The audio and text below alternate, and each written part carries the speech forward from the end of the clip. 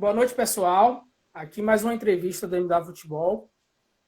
Estamos aqui hoje com o Marcelo Vilhena, que é uma referência para as categorias de base de todo o Brasil.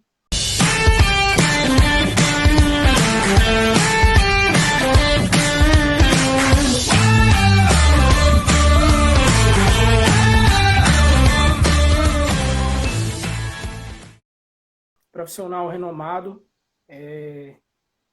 de muito prestígio e de muita aprendizagem para o pessoal que lida com categorias de base no Brasil. Então, eu espero que a gente possa fazer uma entrevista muito rica de conteúdo, de ideias, que possamos aprender ainda mais com esse bate-papo nosso aqui. Primeiro, eu queria que o professor Vilhena falasse um pouco sobre a carreira, sobre essa trajetória, como foi que se iniciou, onde é que se está hoje e qual foi o caminho traçado para ser a referência que é hoje para as categorias de base no Brasil. Já te dando uma boa noite e agradecendo a participação. Muito obrigado pelo convite, parabéns pelo trabalho. Você e seus companheiros. MW Futebol. Deixa eu só baixar um pouquinho que eu estou com um retorno alto aqui, tá me confundindo. Mas vamos lá.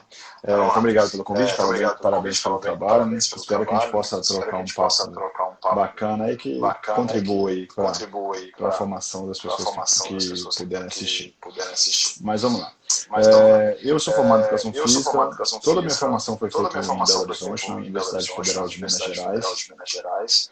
Eu comecei minha graduação lá em 94, me formei em 99, logo depois entrei na especialização em treinamento esportivo, finalizei em 2001, entrei no mestrado em 2005, finalizei em 2007, em 2013 tive a oportunidade de começar a fazer o doutorado, terminei em 2017. Todo esse processo foi feito sob a orientação do professor Pablo Juan, que é referência para a gente, né, para quem estuda metodologia, processos de ensino, aprendizagem de treinamento cognitivo, enfim, inteligência de jogo, então é uma referência para nós. Ele é o coordenador do SECA, né, que é o laboratório lá da FMG, o Centro de Estudo da Cognição e Ação. E então minha base acadêmica ela foi feita lá. Nesse período eu tive a oportunidade de ministrar aulas em algumas universidades. Eu tive a oportunidade de ministrar aula como professor substituto na FMG, de futsal e futebol. Também trabalhei numa universidade chamada FUMEC, lá de Belo Horizonte. E fiquei por volta, 11 anos como professor da PUC Minas. Eu tive a oportunidade de lecionar algumas disciplinas, basicamente voltadas para o esporte, futebol, futsal, treinamento técnico-tático, enfim, alguns estágios sobre bacharelado. Então eu fiz essa vida acadêmica na UFMG e na Universidade de Minas Gerais. Eu tive também a oportunidade de ministrar aulas de alguns cursos de especialização. E desde 2009 também eu atuo como instrutor da licença B e C. Atualmente eu tenho ministrado mais aulas nas licenças B da CBF Academy. Então, também já são 11 anos como professor dessa licença. Obviamente, nesses ambientes, eu tive a oportunidade de conhecer milhares de alunos, né, tanto na área acadêmica quanto nos cursos da CBF. E essa troca, né, sempre foi importante, ela me ajudou a crescer bastante, né, com os diálogos, com os questionamentos, com a necessidade de estudo para poder estar atualizado, né, e trazer para os acadêmicos ou para o pessoal da CBF que está de mais atual, vamos dizer assim, no dia a dia. Mas eu não fico, mas eu sou. Eu acho que eu vou ter que colocar o fone aqui porque está dando interferência. Esse retorno, o pessoal acha que tá. Deixa eu só colocar o fone aqui para poder ficar melhor o áudio. Uhum. Eu estou ouvindo, achei que fosse só para mim. Pronto, vamos lá. Melhorou. Então eu tive a oportunidade de traçar, de ter essa história acadêmica, né? Mas ao mesmo tempo eu tive a oportunidade também de atuar na prática. Então desde 96, quando eu tive a oportunidade de trabalhar no meu primeiro estágio de futsal, com o professor Elias Weber, lá de Belo Horizonte, no Barroca, no Sesc, enfim, eu comecei minha trajetória como professor, estagiário de futsal, e de lá eu tive a oportunidade para ir para trabalhar como um auxiliar nas categorias de iniciantes lá do Barroca de futsal. Depois eu fui para o Saraca, que é uma equipe de lá também, América, enfim. Aí eu fui crescendo no futsal de Belo Horizonte, também fui convocado para 5 ou 6 comissões técnicas das seleções mineiras para os campeonatos brasileiros de futsal. E o meu primeiro momento foi todo voltado no futsal, a parte, vamos dizer assim, a parte prática, né? Até que em 2006 eu tive um convite para atuar como treinador da categoria Sub-14 do América Mineiro. Então, de 2006 para cá, eu fui paulatinamente, gradativamente migrando aí do futsal, onde eu permaneci até 2011, saindo do futsal e estabelecendo minhas bases, vamos dizer assim, no futebol. De 2006 para cá, então, eu tive a oportunidade de atuar como treinador das categorias Sub-14, Sub-15, Sub-17, Sub-18, Sub-20 e Sub-23, basicamente em 3 equipes, o América Futebol Clube, o Cruzeiro Esporte Clube e o Clube Atlético Paranaense. Então, nessas equipes eu atuei como treinador. No Atlético Paranaense eu tive a oportunidade de também ser auxiliar no profissional por 2 anos e também de coordenar a base, né, como gestor das categorias de base, das categorias de formação, por 2 anos. E aí eu comecei essa migração, vamos dizer assim, do campo para a parte mais acadêmica, não, mais de gestão, mais de sala, entre aspas, né? Então, de 2016 para cá, eu... Não sei se é a minha internet ou se é a dele. De iniciação, categorias de base, tá me ouvindo? Agora eu tô. Deu meio uma travada aí, mas acho que já voltou ao normal. Tá legal. E aí, então, de lá para cá, eu trabalhei no Clube Atlético Paranaense como gestor, tive uma passagem muito rápida no Clube Atlético Mineiro, como coordenador das categorias de iniciação, fiquei 1 mês e 9 dias só, porque eu recebi o convite do Bahia para poder assumir as categorias de base, as divisões de base do clube. Trabalhei, nós tivemos a oportunidade de trabalhar um tempinho juntos ali no Bahia, né? Foi 1 ano e 10 meses como coordenador das categorias de base. Fechei meu ciclo lá no dia 31 de dezembro e no dia 18 de fevereiro eu já iniciava um novo ciclo aqui no Esporte Clube Vitória como coordenador das categorias de iniciação. Então hoje eu estou como coordenador das categorias de iniciação do clube, né, do Vitória, também ajudando na construção do modelo metodológico, do modelo de jogo, né, junto com o Bruno Pivetti, que é o auxiliar da casa e que é o coordenador metodológico, mas eu tenho a função de auxiliá-lo nesse sentido. E gradativamente eu vou assumindo novas funções junto com o Emerson, que é o coordenador geral, junto com o Bruno Pivetti, né? Então vai ser uma fase, entre aspas, aí de transição, né? Começa aí com a implantação do departamento de iniciação e ao mesmo tempo ajudando na metodologia e depois migrando para outras ações também em paralelo. Então essa é a minha história, né? Uma história conjunta acadêmica e prática, né? E faz com que eu tenha a oportunidade, por exemplo, de participar com uma live com você, né? Então, falando um pouquinho da minha trajetória, né? Bem bacana, bem bacana. Inicialmente, eu queria aproveitar esse espaço aqui para poder te agradecer também. Para quem não sabe, o professor Vilhena foi a primeira pessoa assim, a acreditar no meu trabalho e me dar uma oportunidade para poder estar lidando com futebol de alto nível lá no Esporte Clube Bahia à época. Então, para a gente que que vive da análise tática, que perde muito tempo, ganha o tempo, né, para estudar, para poder estar adquirindo conhecimento, um reconhecimento como esse às vezes, o alicerce para a gente saber que a gente está no caminho certo, que a gente está buscando conhecimento, mas aquilo não é em vão. Então, gostaria de aproveitar primeiro esse espaço para poder te agradecer e dizer que eu sou muito grato por você ter reconhecido o meu potencial, ter acreditado em mim e ter me dado essa oportunidade.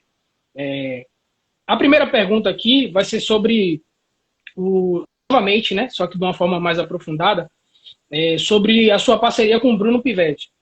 A gente sabe que o Bruno é uma referência na questão da periodização tática aqui no Brasil, que é uma referência na questão da metodologia, né? E a gente quer saber um pouco como é que vai ser esse processo entre a criação da metodologia e como é que isso vai parar no campo. Eu não sei qual é o nível de discussão e de andamento das atividades de vocês aí, até porque com essa pandemia que está afetando todo mundo, eu acho que até todo mundo está sofrendo e os processos meio que eles vão retardando um pouco, não como a gente gostaria, mas eu queria saber um pouco, desde a criação da metodologia até o campo, como é que está sendo desenvolvido por vocês e o que é que a torcida do Vitória pode esperar para o futuro do clube em relação ao processo de iniciação ou à base por inteiro. Legal. Então, a minha história com o Bruno começou no Atlético Paranaense em 2015, se não me engano, a gente fez um processo de seleção para contratar um treinador para a categoria sub-20 que também pudesse acumular uma coordenação metodológica, né? Acabou que nós escolhemos o Bruno, e o interessante é que o Atlético Paranaense estava pensando numa mudança conceitual, mudança de cultura, que se jogava muito em bloco defensivo baixo e transição ofensiva, e a gente estava entendendo que para atingir os objetivos do clube, do presidente, à época que era o Petralha, de ser campeão mundial em 10 anos, a partir de 2014, que essa história começa, né? Com 60% dos atletas formados em casa, a gente não poderia jogar um jogo reativo. A gente tinha que ser protagonista. Essa mudança começou na base, nós começamos a construir um modelo de jogo, e com a saída do Eduardo Barros, que é outro famoso, conhecido aí do público que lê bastante, né? O Eduardo Barros, na época, era nosso coordenador metodológico, ele tinha recebido um convite do Medina para ser treinador lá no Curitiba, ele saiu, e nós abrimos então um processo de seleção, porque também teve alguma abertura de categoria, não lembro exatamente o que aconteceu, e aí abriu a vaga do sub-20, mas também a gente precisava de um coordenador metodológico, né? E nós fizemos um processo bem vasto, ficamos com 3 candidatos, né? O Pablo, que inclusive era treinador do Bahia, agora está no Santos, ele foi um candidato final. O Marcos Valadares, que também era treinador do Vasco no Atlético Mineiro, também foi um dos treinadores, e o Bruno Pivetti. E por uma questão mais de aproximação do Bruno em relação à metodologia, que você falou da periodização tática, né? Ele tinha entre aspas, escrito o livro a respeito da periodização tática, e porque ele era auxiliar do Diniz, que vinha com um modelo completamente diferente, completamente antagônico ao que o Atlético Paranaense jogava naquela época, né? Nós escolhemos o Bruno, pensando que justamente por ele ser completamente diferente da gente, né, naquele momento, ele poderia trazer uma nova visão, e com esse choque de ideias, a gente depois sair de um caminho extremo de um lado extremo do outro e chegar no meio termo, né? Então, acho que é importante dizer essa história, né, de como que a gente também tem que pensar que essas diferenças elas são importantes, e que você tratar o extremo e entender o que o extremo do outro lado te traz, né, e também entender o seu e ver que você não é o correto você estar no extremo, né, você achar um equilíbrio. Então essa história começou com o Bruno lá, tive a oportunidade de trabalhar 2 anos com ele, né, e aí por coincidência, entre aspas, né, porque também na época o o diretor de futebol era o Paulo Carneiro, que é o presidente do Vitória hoje, né? Então minha história também, Paulo Carneiro, começa lá. O Bruno, esse ano, ele chegou em agosto, não sei exatamente qual dia, né, se foi final de julho, início de agosto, mas ele chegou em agosto, me parece, no ano passado, e ele, com a missão também de ajudar o departamento profissional e a equipe profissional a não cair, né? Vamos lembrar que no passado o Vitória passou por um momento bem delicado, né? E foi se salvar ali acho que na terceira ou na quarta, antepenúltima rodada, né? Faltavam 4 ou 3 rodadas para poder terminar a Série B, e o Vitória ainda corria o risco de rebaixamento, né, para a Série C. Então o Bruno teve que dar muito foco à questão da ajuda profissional, mas ele conseguiu desenvolver, se não me engano, 6 reuniões no ano passado com os treinadores. Ele apresentou o modelo, estava sendo construído por ele e pelo presidente, e depois teve a oportunidade de ouvir e de ver a apresentação de todos os treinadores. Todos, tinha faltado um à época, o Adolfo, né? Então todo mundo apresentou mais ou menos o seu conceito de jogo.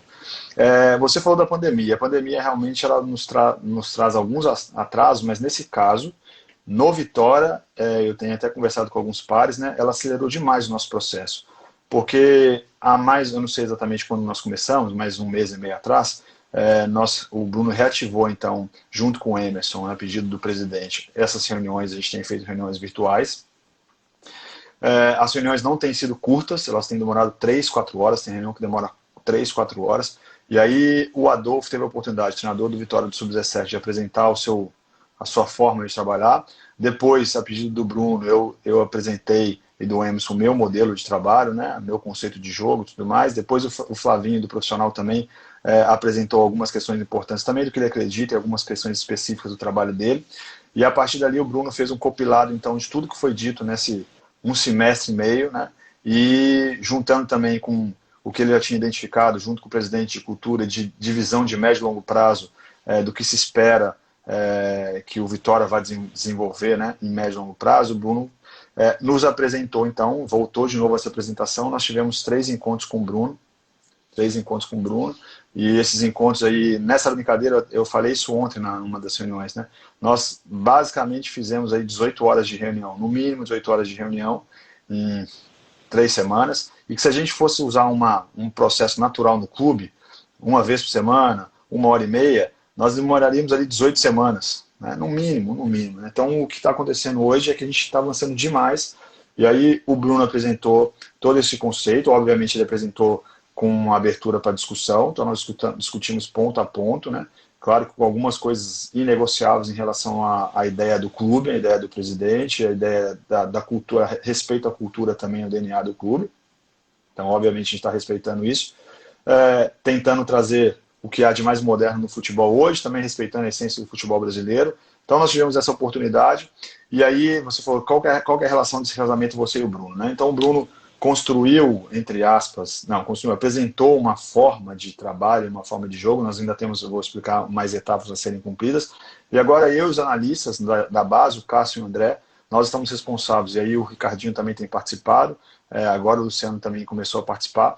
Nós passamos aí 2 semanas com reuniões diárias para poder colocar no papel o que foi dito pelo Bruno. Então nós estamos agora desenvolvendo 2 documentos, um documento em forma de apresentação em Word, para que a gente possa, inclusive, abrir as imagens e mostrar para os atletas. Isso vai servir para um novo treinador, para um novo preparador físico, para um novo treinador de goleiro que chegue no clube e entenda qual que é o nosso modelo de trabalho, mas também em Word, como fosse um caderno oficial, né, para ficar registrado, para ficar com o presidente, para ficar com os coordenadores, enfim. Então nós estamos produzindo esse material, além de uma série de ações que a gente pretende desenvolver, algumas cartilhas para atletas e tudo mais. Então esse processo agora, a minha ligação com o Bruno está muito nisso, a gente já tem uma afinidade.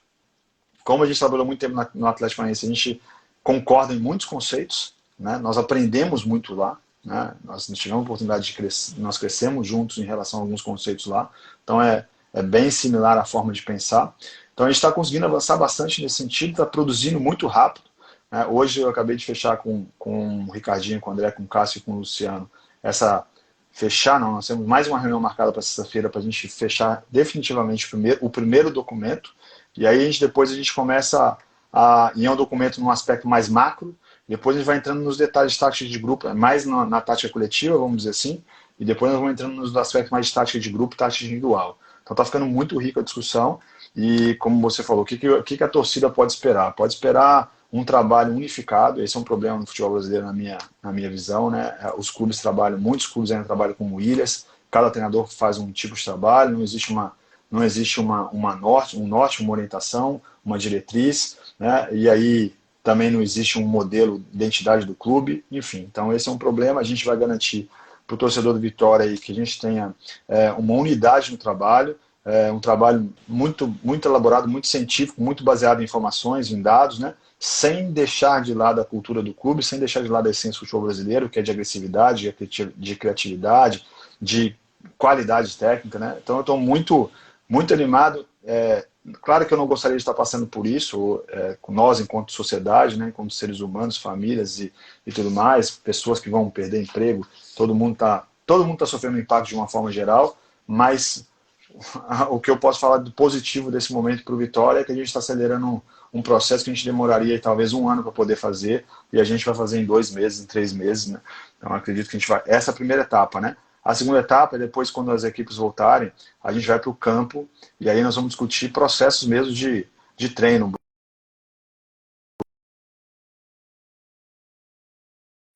Tá tudo bem aí, Cleiton? Tá dando para ouvir? Tá ok? Tá, já tá tudo ok. Pode continuar. Aí a quarta fase do Bruno é a gente ir para campo e discutir mesmo metodologia, processo de treinamento, forma de trabalho, enfim. Né? Então a gente está conseguindo avançar bastante, né? Eu acho que esse casamento que não é só Marcelo Bruno, obviamente, né? É porque o Bruno representa o coordenador metodológico e eu estou representando, entre aspas, a condução, mas o Cássio, o André, o Ricardinho estão fazendo um trabalho fantástico, fantástico, né? Eu só estou guiando ali a condução conduzindo esse trabalho, né? Chegou agora o Luciano também para agregar e em outros momentos outros treinadores também vão poder participar. Então, acho que é isso, o Cleiton, de uma forma geral, essa que é nesse momento a minha participação com o Bruno, meu envolvimento com o Bruno, entendeu? Pronto, ficou bem claro. A próxima pergunta, na verdade, vão ser 2 perguntas em uma, porque no meu ponto de vista elas se correlacionam muito. A primeira é que eu gostaria que você falasse um pouco sobre uma coisa que praticamente é uma premissa do seu trabalho, ou algo que o Marcelo Vilhena se apegou muito ao longo do trabalho no Sport Clube Bahia, que é não só formar atletas, e sim formar pessoas. E aí eu já linko um pouco com a questão da escola, de como é que a escola pode ajudar cognitivamente a formação do atleta a nível cognitivo. E aí eu já trago meio que um contraponto, e aí eu vou querer sua opinião, que eu já ouvi alguns profissionais defendendo, e eu acredito bastante, que é a forma como a escola forma o modo como a escola forma os alunos hoje em dia, que é meio que uma programação para você poder cumprir as metas e não em si uma construção de aprendizado. Um exemplo é você, por exemplo, na escola, você é formado para acertar as questões da prova. Em seguida, você é formado para acertar as questões do vestibular. Em seguida, você é formado para acertar as questões de uma pós, para ir para uma pós, quem sabe. E não em si uma construção de conhecimento. Você, na verdade, os professores meio que lhe dão apetrechos para você poder ter uma facilidade maior, quando deveriam construir um aprendizado que, consequentemente, enquanto atleta, isso seria bem, vamos dizer, na hora de entender o jogo. Então, eu queria que você relacionasse um pouco desse trabalho seu, de pensar não só como atleta, mas como pessoa, e o quanto a escola ajuda ou poderia ajudar para a construção de um atleta mais rico cognitivamente. Nós temos um problema aí aí nós vamos chamar os especialistas em educação, os filósofos de educação, né? Que é o nosso sistema educacional, que ele é falho, né? De uma série de, como você deu alguns exemplos aí, uma série de fatores. É um problema cultural, é um problema político, é um problema social, né? E não dá para a gente, assim, a gente do futebol ir lá para dentro da escola e poder mudar isso, né? Então, é um desafio, né? É um desafio, eu vejo que, como você falou, tem isso, e também tem as políticas filosóficas de cada escola, né? Quando eu falo aí de escolas particulares, né? No Estado tem a questão de você seguir o BNCC e tal, é BNCC, né? O Plano Nacional de Conteúdos, né? Esqueci o nome correto, né? Enfim. Mas, então nós temos um problema aí do sistema educacional. Esse é um ponto. De qualquer forma, o atleta inserido na escola, o atleta sendo exposto, por mais que talvez as metodologias não fossem as mais adequadas, né? Ele está tendo uma série, está tendo uma série de aprendizados, dentre elas a questão aí do raciocínio, do entendimento, da comunicação, né? O que a gente fala no campo, né? O que a gente faz o dia a dia no campo, né? Como que a gente transmite as nossas informações? Como que o treinador, os preparadores físicos, treinadores de goleiros, como que os profissionais que atuam, os analistas de desempenho, né? O que eles, como que é a base de diálogo com os atletas? Primeiro, a comunicação verbal, né? Muita comunicação verbal e muita instrução visual, comunicação visual. Então você, por exemplo, utiliza muito a questão dos vídeos, né? Aliado à questão da comunicação verbal. Se o garoto não tem concentração, se o garoto não tem capacidade cognitiva para poder entender uma informação e transferir aquela informação daquele bonequinho que está mexendo lá no software, no Tactical Pad, né, para o campo, né, isso vai dificultar o entendimento dele. Né? Se ele não tem o conhecimento de algumas palavras básicas, aí inclusive entra uma crítica a nós, né, porque muitas vezes a gente quer utilizar palavras rebuscadas, né, e palavras mais difíceis, né, então a gente tem que tomar cuidado com essa questão também. Então, mas se ele não compreende o mínimo de vocabulário, talvez ele não vai entender o que você está tentando transmitir de informação. Né? Então a gente tem que, do nosso lado, a gente tem que tentar ser o mais claro possível a nível de informação. Eu dei exemplo numa live anterior, né, da gente, um exemplo de um garoto que sai a bola para no tiro de saída no futsal, eu falava ao garotinho, solta a bola para frente, aí ele soltava a bola para trás, eu apitava, solta para frente, ele soltava para trás. Aí na terceira vez, professor, eu estou soltando para frente, o para frente era do corpo dele, né? Não era para não era para a quadra adversária. Né? Então muitas vezes a gente acha que a gente está passando informação e ela é fácil de ser assimilada, mas a nossa própria informação ela tem dualidade. Né? Então esse é um problema também. Antes de entrar na questão da escola, da importância da escola propriamente dita, assim, nós temos que cuidar das nossas formas de comunicação e a gente tem que tentar ser o mais claro possível. Né? Esse é um ponto. Quando o garoto ele frequenta a escola, ele é exposto a essa exigência escolar, não importa qual é a maneira que a escola atue, né? Se ele é envolvido, ele vai desenvolver uma série de competências que vão ser importantes aqui para o nosso campo. Né? Isso é importante? Sim.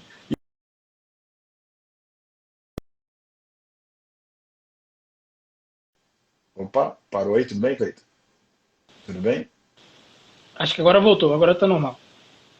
Mas de verdade, assim, o que mais me preocupa é quando a gente pensa que a maior parte dos atletas não se tornarão atletas profissionais. Eu entendo o que você quis dizer, concordo que é Sim, importante, né? Mas até porque nosso sistema educacional não é tão forte assim, o impacto ele vai ajudar, obviamente, né? Mas a minha preocupação maior é desse atleta que não vai se tornar um atleta profissional e muitas vezes ele vai abrir mão do estudo com o apoio da família, com o apoio do clube, com o apoio da comissão, dizendo, não preciso estudar, né?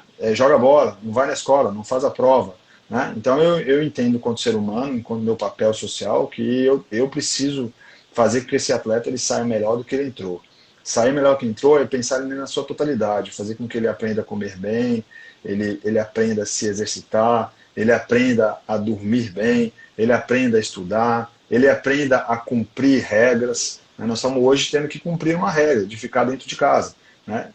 A gente também precisa respeitar alguns padrões, alguns regulamentos. Né? Nós, enquanto adultos, eles vão passar por isso. Né? E não é um quartel, não é isso que eu quero dizer. E não dizendo que o quartel seja ruim e falando das Forças Armadas, por exemplo. Mas quero dizer assim, que o negócio que você tem que cumprir, não tem, às vezes você não tem como questionar a regra. Simplesmente você tem que cumprir. Né? Então não é que o garoto não possa questionar as nossas regras, né? Mas depois de questionar ele precisa obedecer. Então a questão aí dos estudos ela está muito mais ligada para mim nessa questão de o garoto se preparar para a vida e a gente pensar, o Fernando tem falado algumas coisas comigo, o Fernando que você conhece, senador do Sub-17 do Bahia, né? sim. A partir do momento que a gente fala assim, eu tenho que formar o atleta e eu tenho que formar o atleta fora do campo, pera, mas é uma coisa só, eu tenho que formar um atleta. Eu tenho que formar um atleta, eu tenho que formar um ser humano, eu tenho que formar um cidadão.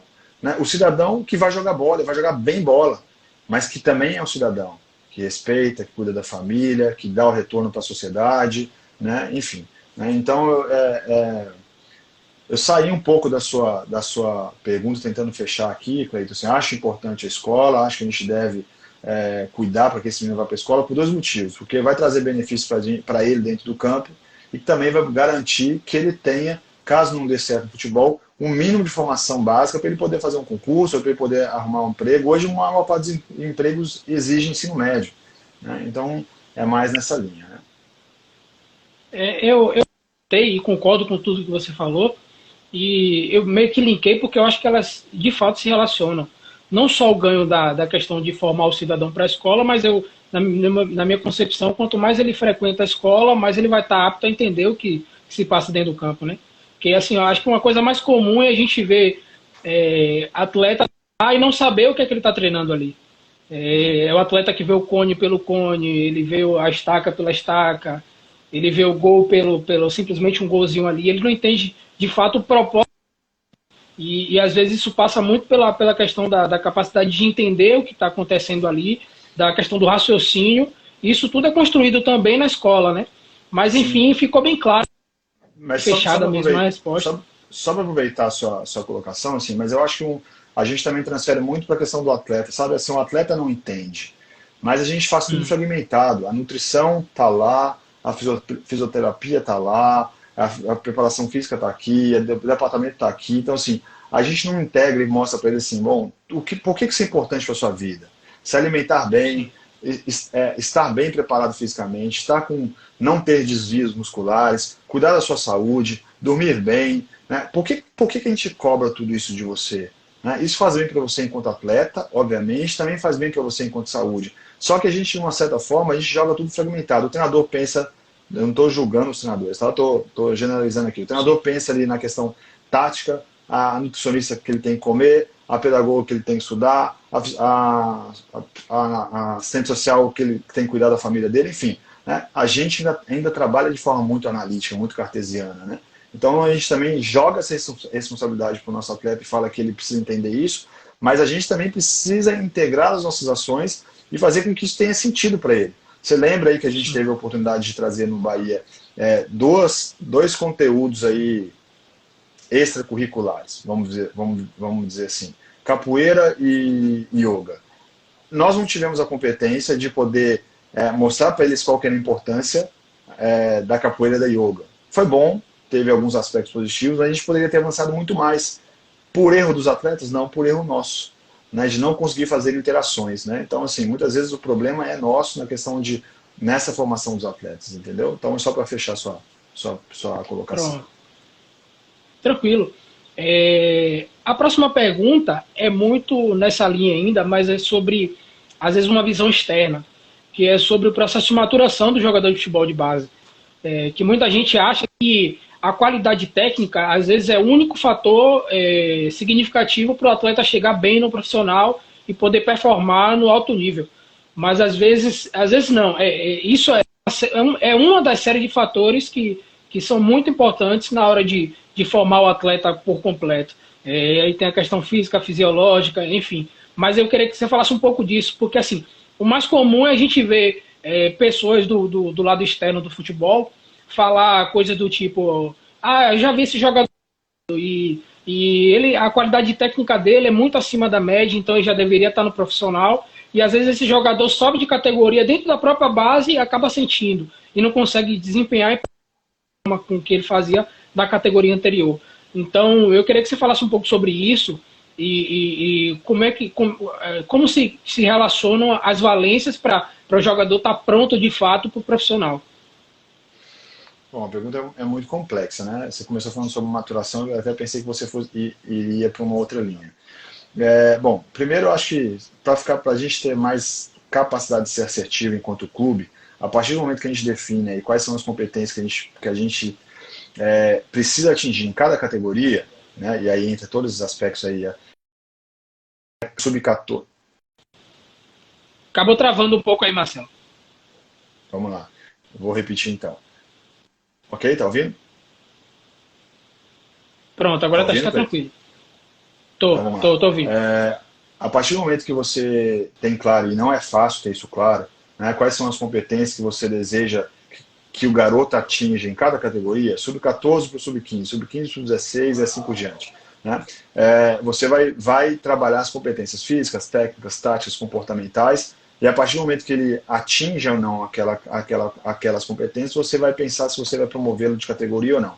É claro que nós temos que analisar alguns fatores. Às vezes o garoto tem uma maturação baixa, às vezes ele não consegue performar porque ele ainda vai ter alguns avanços, por exemplo, físicos, né? E aí a gente tem que tomar cuidado para de repente não dispensar esse garoto, né? Que não tem uma condição igual, vamos dizer assim, ao seu oponente, seu colega de categoria, né? Mas talvez potencialmente tenha muito mais condição de se tornar um atleta profissional. Isso é muito subjetivo, isso é um problema que nós temos, né? Porque nós não conseguimos medir isso.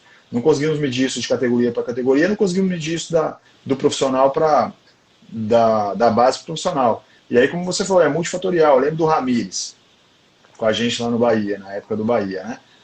O Ramírez performava bem, tinha algumas dificuldades, inclusive físicas, né? Mas ele podia ser perfeito.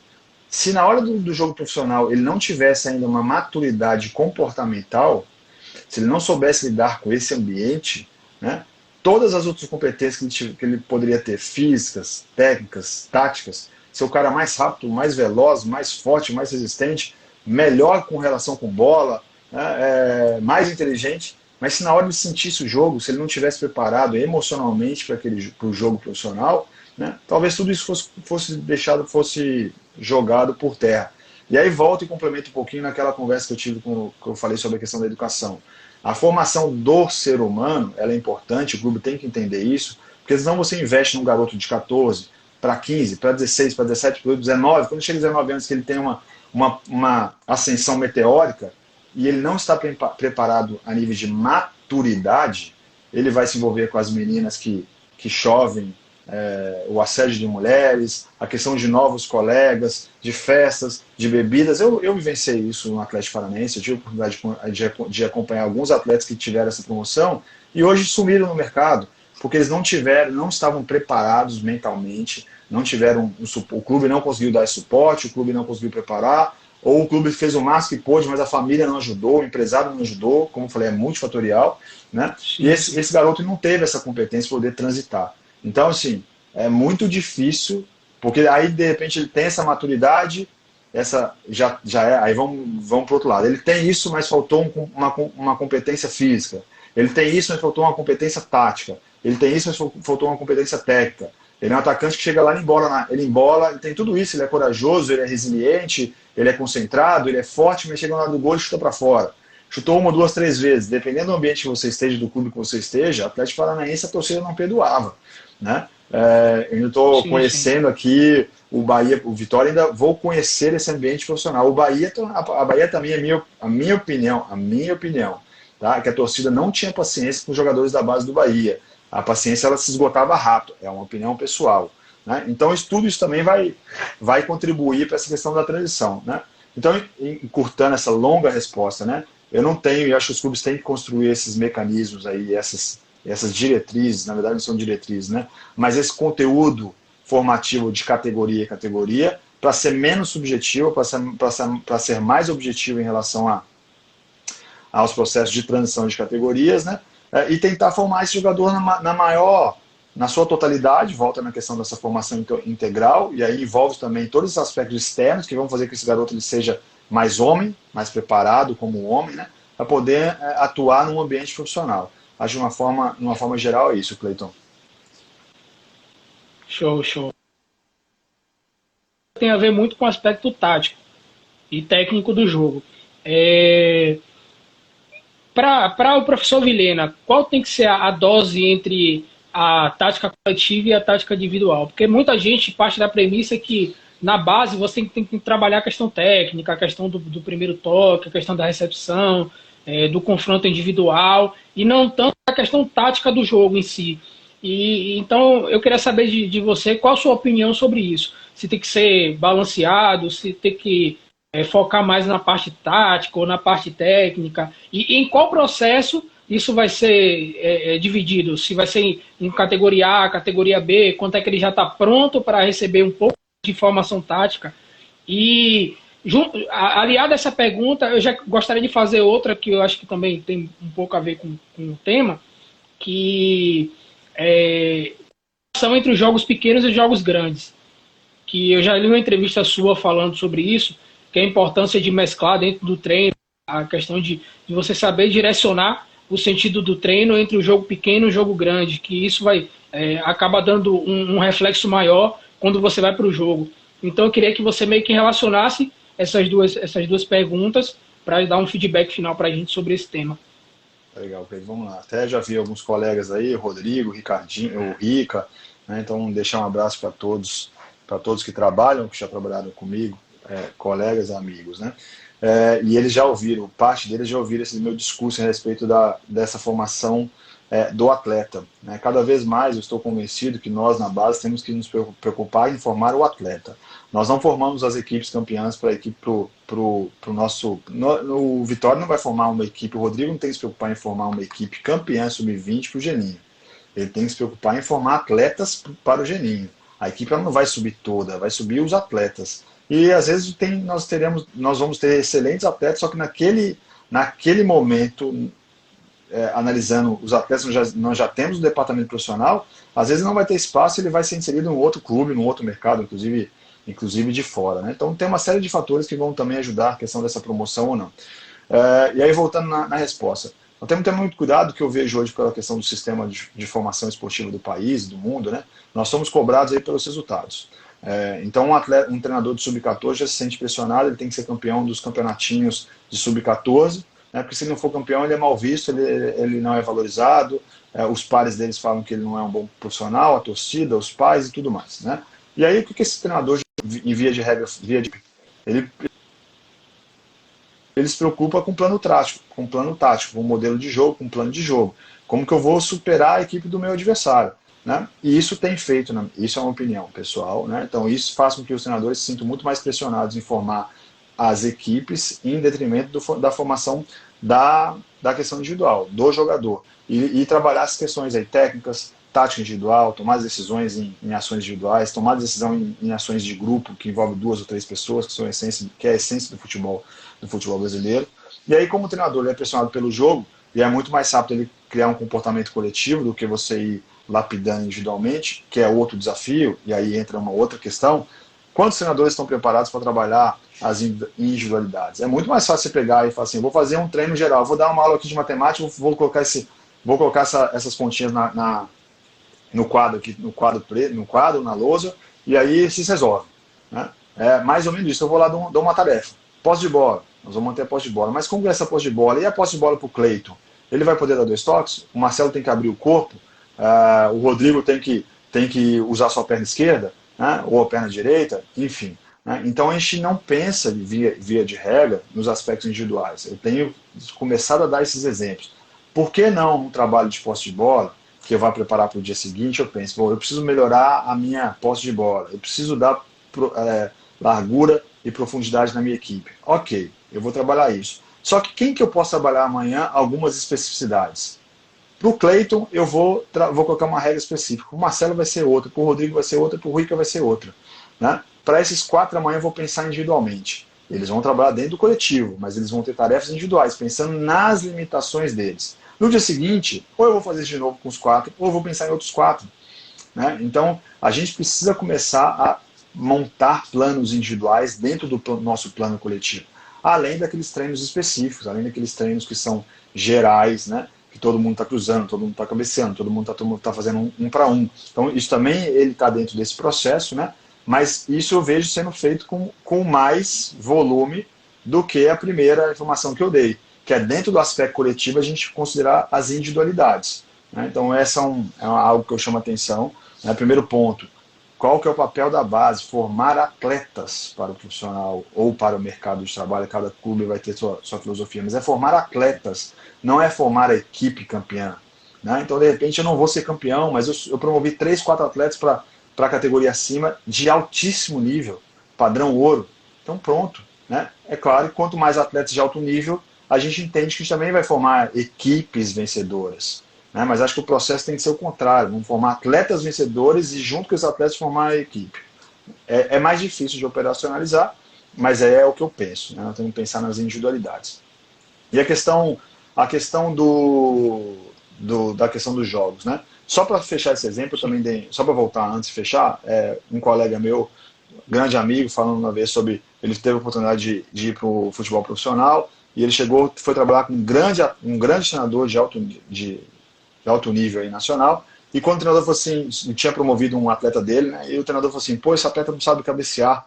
Ele pensou, por 3 anos comigo, esse atleta não sabe cabecear. Eu nunca, entre aspas, eu nunca fiz um trabalho de cabeceio com esse garoto. Fui muito preocupado, tomar decisão, entender o jogo.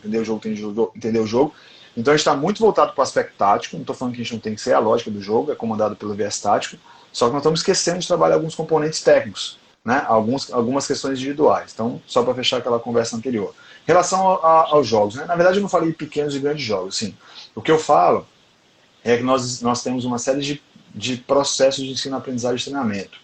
Né? Dentro desses processos, uma série de metodologias, método analítico, método global, método situacional. Aí nós vamos ter uma série de abordagens de vários métodos, várias nomenclaturas. Eu tive a oportunidade de acompanhar a live de um colega meu, Gibson, amigo, na verdade, lá da UFMG, doutor também em ciência do esporte, que é especialista em pequeno jogo. Ele me ajudou muito com a minha tese de doutorado também em relação ao pequeno jogo. E aí, nessa live, ele falou, mas é pequenos jogos, são jogos reduzidos. Né? Então, assim, às vezes os nomes, nós estamos falando da mesma coisa, só os nomes, as nomenclaturas que são diferentes. Né? Então, assim, o que eu falo bastante dos pequenos jogos, eu estudei os pequenos jogos no meu doutorado, eles são importantes, mas eles não podem ser a única ou a principal forma de se trabalhar os conteúdos físicos, técnicos, táticos. Em algum momento, os pequenos jogos viraram a solução do futebol. No pequeno jogo eu trabalho físico, técnico, tático tudo ao mesmo tempo. Né? Só que em muitos pequenos jogos, nós trabalhamos algumas competências sim, e a gente pode manipular as regras dos pequenos jogos e mudar as ênfases nas competências, isso é importante, é significativo. E o que eu questiono nos pequenos jogos é que muitas vezes eles não têm a lógica do jogo. Então, um jogo de posse de bola de 4 contra 2, ok, é 4 contra 2. Eu trabalho uma série de competências. Mas será que eu posso fazer um jogo de posse de bola que eu tenho que progredir e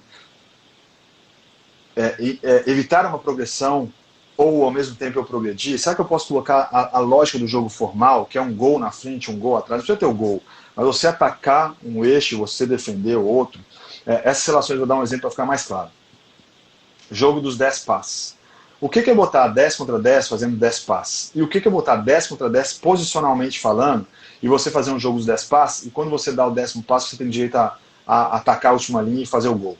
Né? Você já está fazendo o mesmo jogo dos 10 passes, só que de forma posicional. E aí a minha relação com o lateral, eu sou zagueiro, a minha relação com o lateral direito, ela é obedecida no jogo, porque o lateral avança, eu avanço também. O lateral desce, eu desço também. O atacante está aqui, eu subo, a minha linha sobe.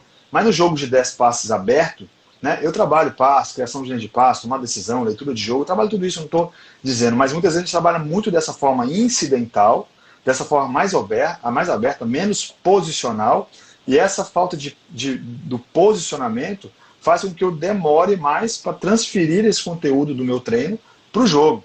Então, eu trabalhei muito tempo assim na época do Cruzeiro, né, trabalhava muito trabalho que eu chamo de trabalhos incidentais, jogos mais abertos, né, com a lógica de desenvolver a inteligência tática de jogo do professor Pablo Greco, uma das abordagens do professor Pablo Greco, né? Trabalhava muito isso, só que a transferência, ela demora para o jogo formal. Né? Então, se eu estou próximo de uma competição, quanto mais formal eu tiver no meu treino, quanto mais esses pequenos jogos, ou grandes jogos, o pequeno, de uma estrutura menor, ou um grande jogo, um 10 contra 8, né? Não importa, 10 contra 10, ele estiver a lógica do jogo, maior vai ser uma transferência para o jogo. Então, é isso que eu destaco bastante, que eu questiono muito os treinadores, quando você só faz uma lógica e não consegue transferir uma lógica aberta, e para fechar, vai ficar bem claro. Bruno Zarnage, meu treinador, meu preparador físico no Clube Atlético Paranaense, chegamos juntos em 2013 para montarmos, para fazer parte da comissão do Sub-18, e aí eu lembro que a gente foi trabalhar o dia era para trabalhar amplitude, tal dificuldade da amplitude no clube, na equipe, né? Eu falei, Bruno, preciso trabalhar amanhã a questão da amplitude. Eu falei, tá bom, vou fazer um aquecimento geral primeiro, posso fazer um aquecimento já dentro dessa modelo da periodização tática, né? Você falou do Bruno, né? De contextualizar tudo, né? Enfim, posso fazer dentro desse modelo técnico tático? Pode. Ele fez um jogo de um quadrado menor com um quadrado maior, existia uma posse de bola, quando se ganhava aquela posse de a equipe estava marcando, ganhava aquela posse de bola no quadrado melhor, ele abria o jogo. Né? Beleza, ótimo, mas se eu trabalhar só dessa forma, se fosse o meu treino, podia ser um treino do treinador. O Bruno poderia ter feito um outro aquecimento, poderia ser a minha atividade. Mas depois eu não fizesse um ataque e defesa posicional, fazendo com que eles ganhassem a bola e a largasse, o atacante rompesse linha, o extremo desse profundidade, o meia viesse buscar uma bola pifada, por exemplo, né? Essa transferência seria menor. Então, muitas vezes a gente faz jogos extremamente interessantes, que trabalham muito o raciocínio, mas falta transferência para o jogo. Né? Então, acho que essa é a cereja do bolo que eu deixo na live, né? Nesse sentido, nessa pergunta, né? Que não importa a forma, mas quanto mais próximo do jogo, e não que não possa fazer também, mas quanto mais você consegue fazer analogias e transferências, melhor vai ser a obtenção de resultado aí por parte dos nossos atletas. Show.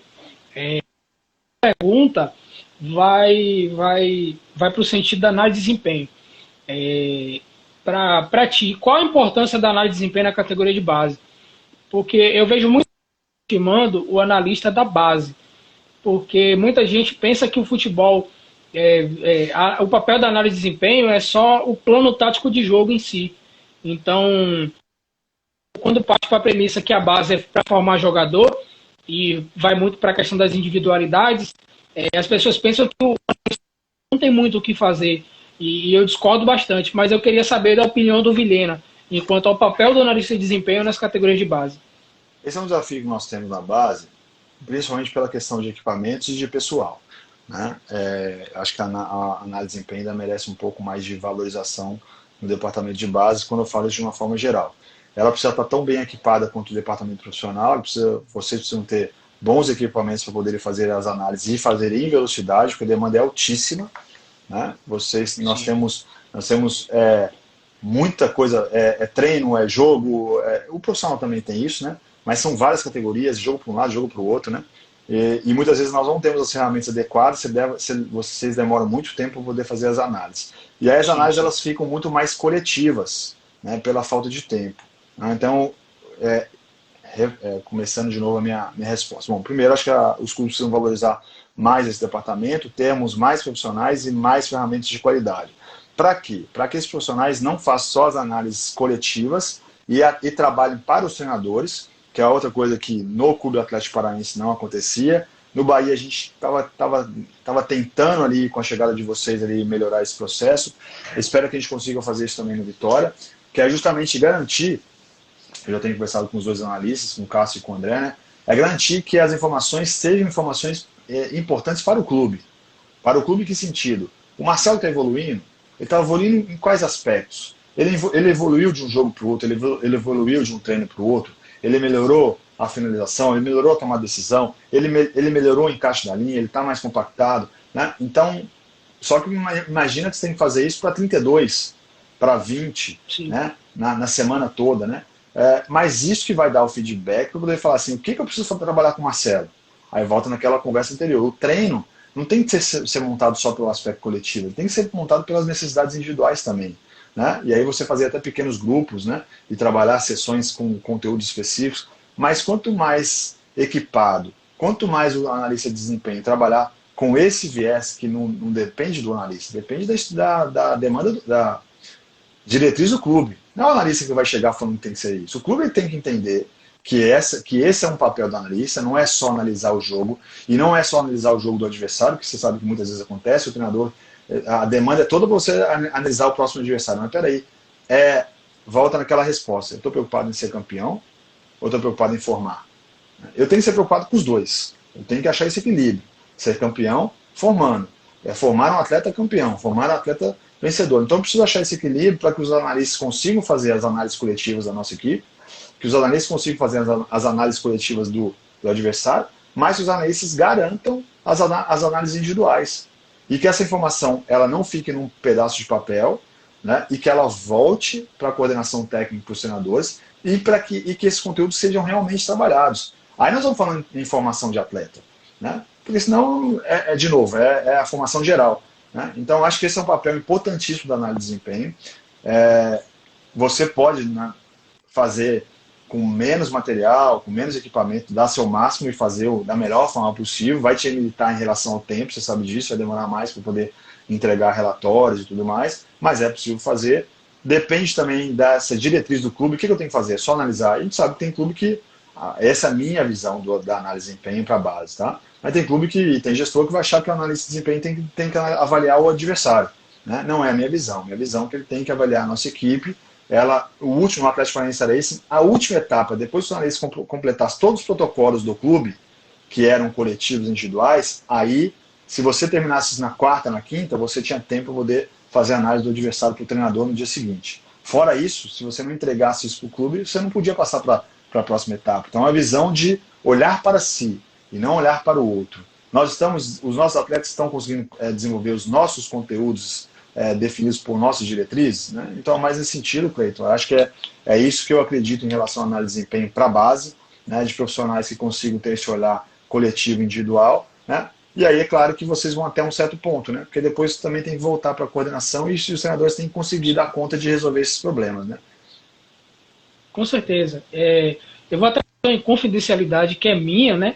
Mas eu acho que ajuda muito a contextualizar isso que a gente está discutindo. Que, assim, para mim, tão importante quanto o time, a nossa equipe ter uma amplitude, uma profundidade, um aspecto coletivo que a gente trabalhou durante a semana, é ver um atleta nosso que a gente orientou ganhando confronto, indo mais inteiro para a bola, com um posicionamento corporal mais justo, e coisas que a gente trabalhou na semana, que passou no vídeo, que orientou, ou que às vezes só da gente fazer aquele recorte e mandar no WhatsApp de algum atleta, e ele ver e conseguir identificar e melhorar aquele comportamento, para a gente já ter a sensação de dever cumprido. Então, acho que é como o Guga mesmo lá falava, se a gente ficar 24 horas no clube, 24 horas vai ter coisa para fazer. Sim. E 24 horas vai ser na base da orientação individual, também coletiva. Mas assim, eu acho que a gente tem muito a acrescentar.